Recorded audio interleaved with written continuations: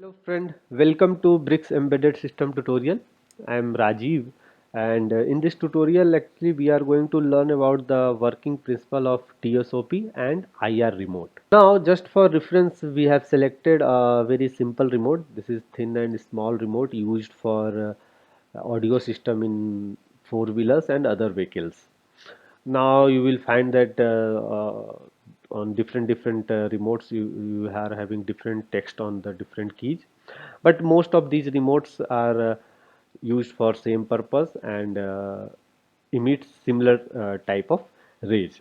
Now we have selected this remote just because these remotes are easy to decode. Otherwise if you want you can also use a simple TV remote or DTH remote.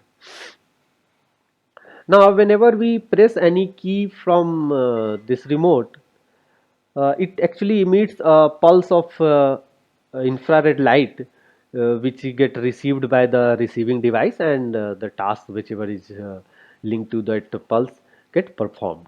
Now, if we will have little closer look on the pulse emitted by this remote, we will find that this is not a single pulse. This is a combination of 33 small pulses. Now if we will have more closer look, we will find that out of these 33 pulses, some are a little thin and some are wide. Actually whenever you will press any button on key on the remote, it will emit a 33 pulse all the time.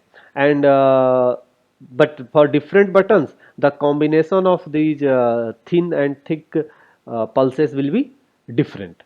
Now out of these pulses, all thin pulse represents 0 and all the thick pulse represents 1 except the first one. The first pulse is actually just for reference, and the second, third, fourth, all these pulses are actually a binary number. Now these 32 pulse or the 32 binary number represents 4 bytes. So actually whenever we press any key on these remotes, it actually repeating a 4 byte number. Now to receive these pulse on some receiving end, we actually need a device called TSOP. TSOP is a small sensor which sends these pulses and it convert it into electrical signal. On a TSOP remote you will find three pins. First pin is ground and second pin is VCC. You need to give a 5-volt power supply to run this sensor.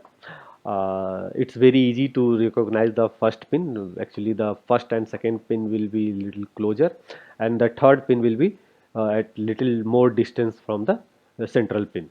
So the third pin is actually the pin for output. Whenever it will receive a pulse, the output will be low, and whenever there is no pulse the output will be high. So whenever this remote will receive a bunch of 33 pulses, actually we will get a 33 electrical pulse from this output pin.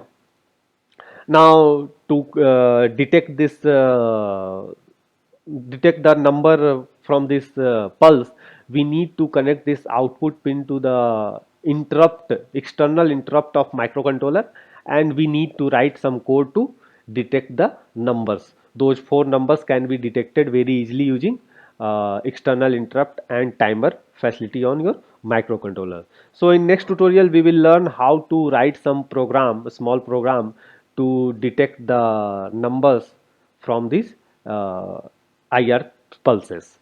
So thank you for watching this tutorial. Please keep watching our tutorials to learn more about embedded system. Thank you.